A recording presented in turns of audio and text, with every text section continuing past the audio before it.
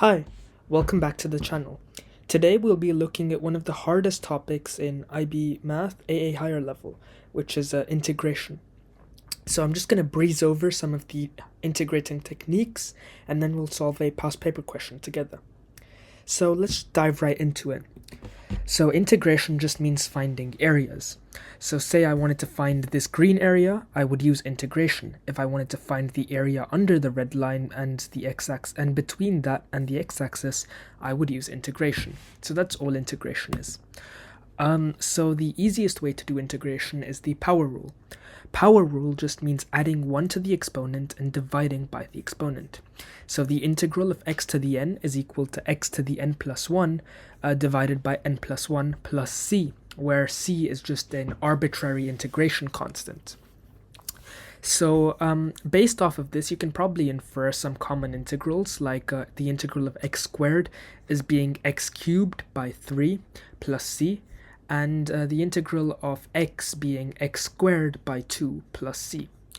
So just to make sure that you understand this really quick, what is the integral of x to the 567? I'll give you a little bit of time to think about that. So now that you have an answer in mind, you just follow this formula. So the integral of x to the 567 is x to the 567 plus 1 divided by 567 plus 1, which is x to the 568 divided by 568 plus c. So just remember always to write this plus c at the end. So that's the power rule in its entirety. Here are some common integrals. So these ones here you do using the power rule, or most of them here. So for example, the integral of a constant k is kx plus c, because this is like k times 1, and the integral of 1 is x. Now here, this is just a statement of the power rule again. Now this once here is basically saying that 1 over x has the integral ln x, or to be more precise, ln absolute value of x, because x can never be less than 0, or else ln is not defined. And yeah, this is basically just some of the things that you need to know. So just be very careful here. So if you have ax squared plus b, this integral here might not be correct. It's just for linear functions, right? So in that case, we'll look at another technique called the u substitution that's on the next slide. So off of these integrals, you're expected to know this one, this one, this one, this one, this one, all of these, and all of these. So this is quite easily derivable on an exam using our next technique, so you don't need to memorize it. So the next technique is called u substitution. So u substitution is basically when we let the letter u equal an expression in our function that we're integrating, and that way we can simplify the integration by a lot. So basically, in this example here, I've chosen that x cubed plus 1 is u, so I've just replaced it with u. And the next thing that I need to do here is write u equals x cubed plus 1, and then I need to differentiate it. So du by dx is what I need to find. Now I've skipped a couple steps here, but du by dx is actually equal to 3x squared. And what I've done is I've gone ahead and treated this du by dx as a fraction and multiplied both sides by dx in order to get du equals 3x squared dx. Now I can sort of substitute this 3x squared dx into this.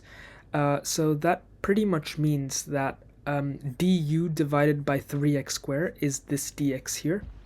So when we're integrating this with respect to du, all we have to do is write it out as the integral of x squared du divided by 3x squared. The x squareds cancel out, so we have 1/3 times the integral of square root of u du. And now it's really easy. All we do is apply the power rule, so we know the square root means 1/2. So we just apply the power rule. So 1/2 plus 1 is 1.5. And we divide by 1.5, so it's u to the 1.5 divided by 1.5 times 1 over 3, which is the same thing as 1 over 4.5 times u to the 1.5, and then we just resubstitute u back in, so x cubed plus 1 into that expression, and that's our answer. So again, it's very simple. The last method that we need to know is called integration by parts. And this looks a little bit complicated, but it just says that the integral of a function u with respect to a different variable v is just the product of the two functions, so u and v multiplied together, minus the integral of v with respect to that other function u. So this looks a little bit complicated, but I'll break it down. So the first thing you need to do is choose a u and a v.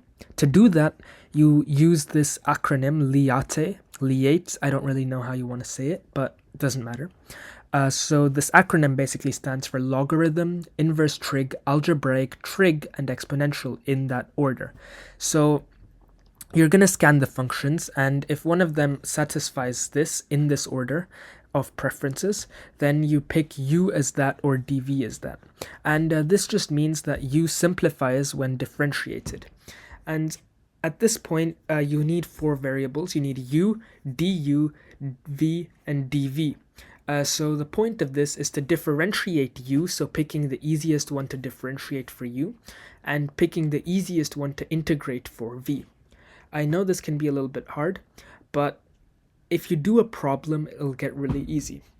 As with the rest of math, doing a problem is the easiest way to demonstrate what we just learned. So let's do an IB past paper question. So this says, by using an appropriate substitution, find the integral of tan of ln of y divided by y dy for all y greater than 0. Okay, so I'll give you a minute to try this out, and then I'll walk you through the solution. So now that you hopefully have a solution, let's get started. So first we need to do a u substitution. We let u equals ln y. So basically u is this function here, so we're now writing tan u. So the du is equal to 1 over y dy. I got this by basically differentiating both sides, so d over dx of u is equal to d over dx of ln y, d over dy of ln y. And the derivative of the natural logarithm is 1 over x, but in this case we have y, so it's 1 over y. And then I just multiplied both sides by dy, treating the du by dy as a fraction, so we get 1 over y dy. Now the integral of tan of ln y by y, which is what we wrote earlier, is the exact same thing as the integral of tan u by du. Because what is du? It's 1 over y times dy. So when we rewrite it for du, we have dy equals y du, and then y times this expression up here divided by y cancels out. So we're left with integral of tan u du. Now, tan, as you probably know by trigonometric simplification, is sine by cos. So we can write that as integral of sine u by cos u du. And then using our expressions, we can write this as sine u times 1 over cos u and get the answer of negative ln of cos u plus c. So yeah, it's not really a difficult concept. I mean, it can get quite tricky, but if you do enough of these problems, it's quite mechanical. I hope this video was helpful to you guys. So yeah, thank you so much for watching.